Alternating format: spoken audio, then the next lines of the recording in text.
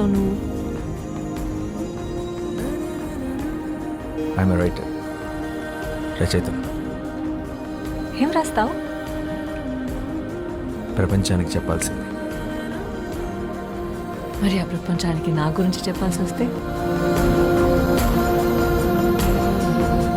పాలబుగ్గలు, పసిడి చాయన పసుపు పూతగా వించిన తను, భయంతో బెదిరే పసిపాప కన్నులు, తెరచాప వంటి పురులు, నాట్యంలో నెమలి, శరీరం ఒక గుడి శిల్పం, కన్న ప్రేమని కూడా ఎరగని కన్యత్వం,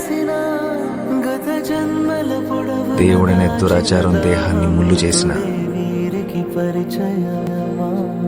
మనసంతా దైవత్వాన్ని నింపుకున్నా